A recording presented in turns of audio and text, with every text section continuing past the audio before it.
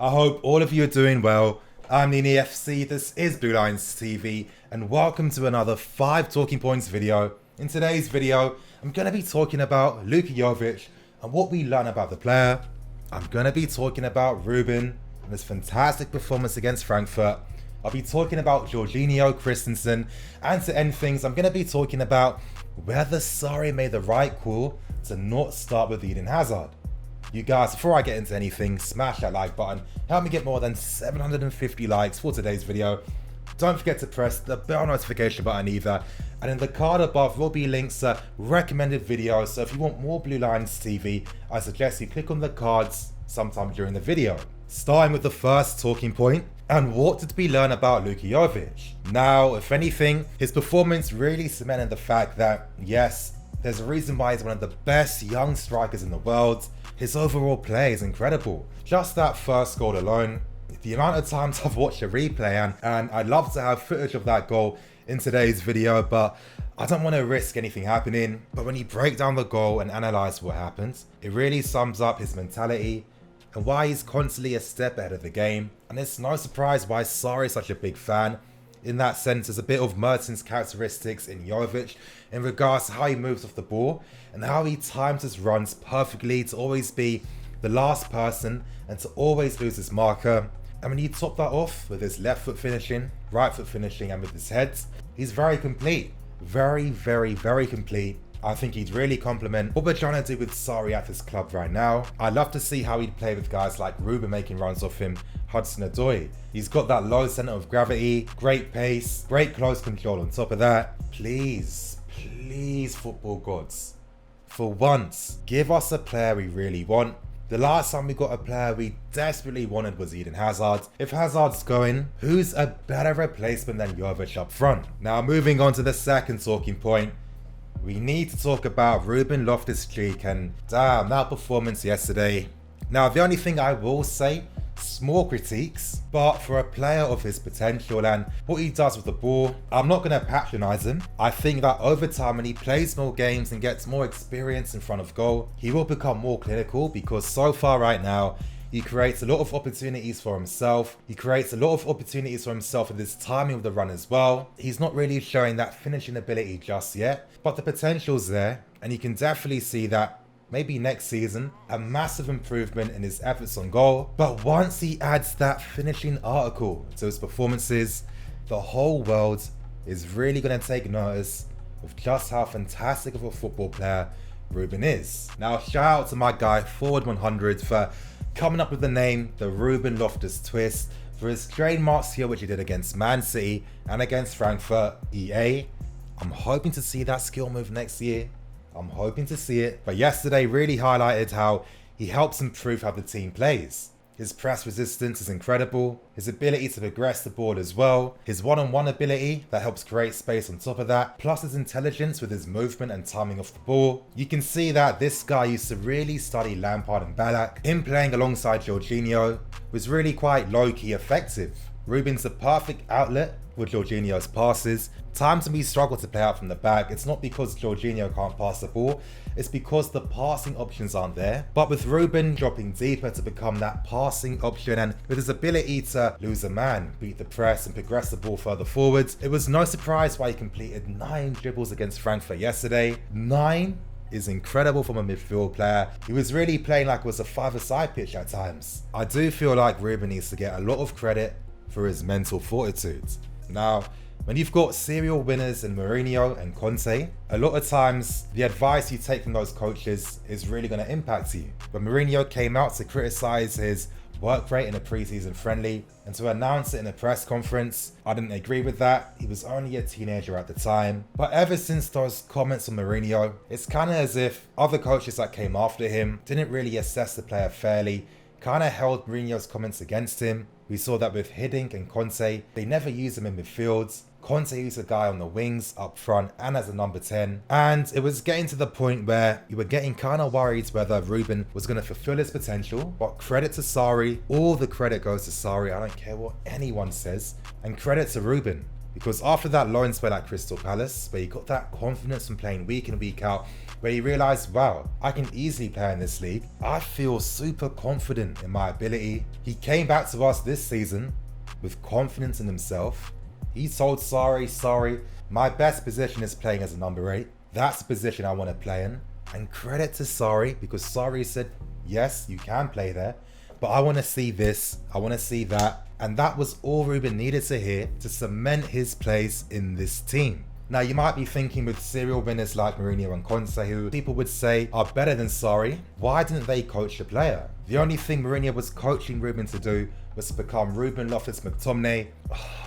But Ruben's mental fortitude came through. And how did he get this strong mental fortitude? Well, that's always come from the fact that he's always wanted to make it as a Chelsea first team player. When people were saying, Ruben, it's time to leave for your career, even I was saying that. I was really saying that a lot because I had no faith in the club that they were going to use Ruben in his best position and get the best out of the player. Ruben's love for the club and his determination to succeed here is what helps him become a first team Chelsea player. And all the credit has to go to Sarri, and most importantly to Ruben himself, for always believing in his talents and for fighting for his opportunity to become a Chelsea player. Moving on to the third talking point, that's in regards to Jorginho. And as you guys can see on screen, the comments made by Ruben in regards to the importance of Jorginho in this team. Now, it's things that I've said before in previous videos, but I wanted to put Ruben's comments on the screen because it's best to hear it from a professional player themselves. And this really highlights why we use a regista in this system. It's all about opening those vertical passing lanes for guys like Ruben and midfield runners to do their thing. And there's a reason why we use a regista in this system, because it's about the player's press resistance.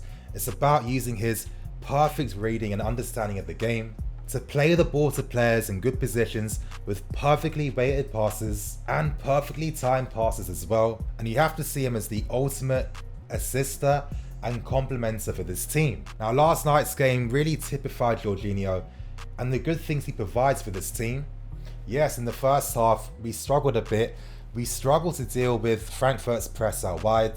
And due to this, Jorginho was unable to take control of the game in the first 30 minutes. But once the collective effort from the team improved, Jorginho could then do his thing. He could then dictate proceedings.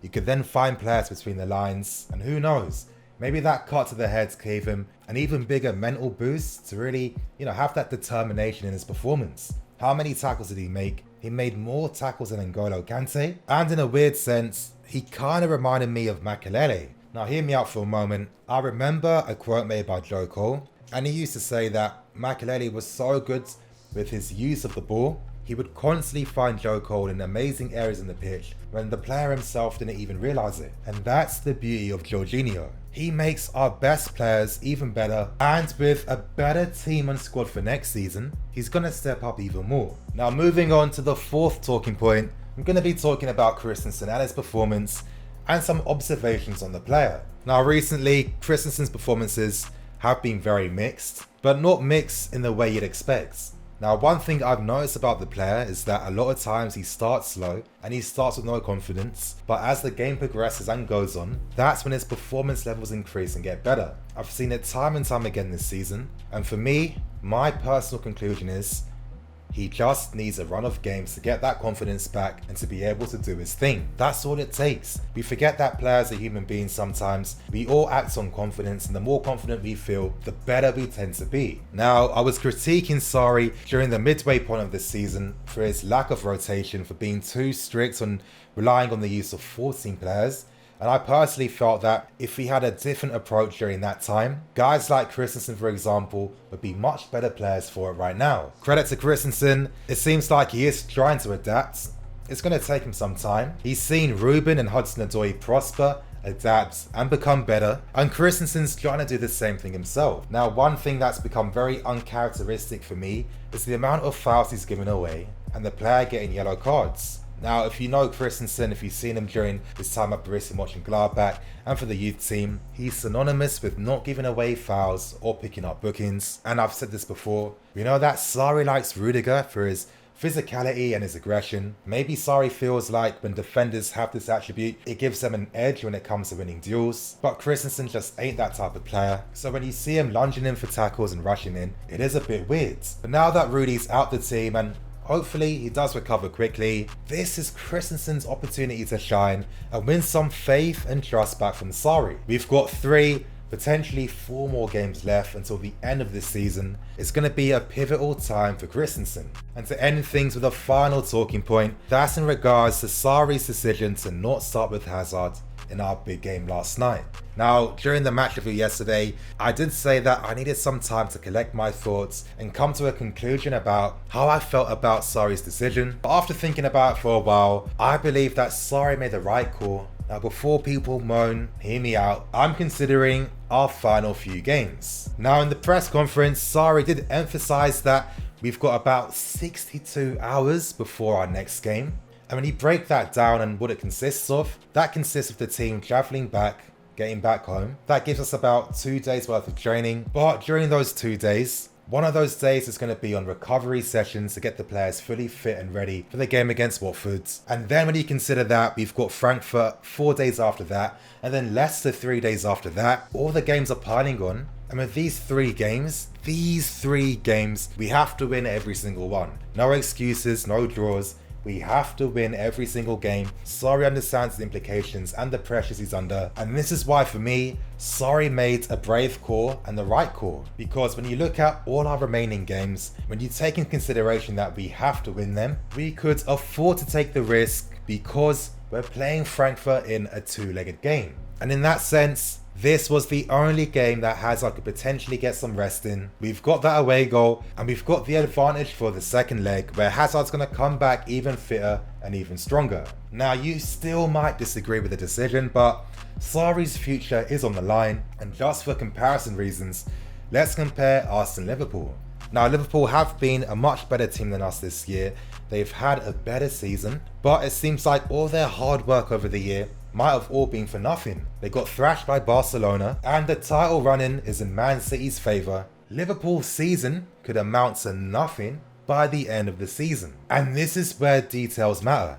Details play a massive important part. I'm making this comparison to really emphasise the fine lines at play. This could be the final few games we ever see Hazard play in a Chelsea shirt. I want to see him go out with a bang. I want him to help us get top 4 and win the Europa League. But to do that, Hazard needs to be fitter. We've seen over the past few games recently that he's been getting hacked down a lot. Casting your minds back to the Slavia Prague game at home, Hazard wasn't able to press whatsoever due to the rough treatment by the Slavia Prague players on his ankles and on his shins. Now, I considered all these details, and for me, Sarri made the right call. And come the end of the season, I think a lot of us are going to be happy that Sarri made this decision. But anyway, you guys, I'm going to keep things moving. Thank you for watching. I'm NiniFC. This is Blue Lines TV. Signing out.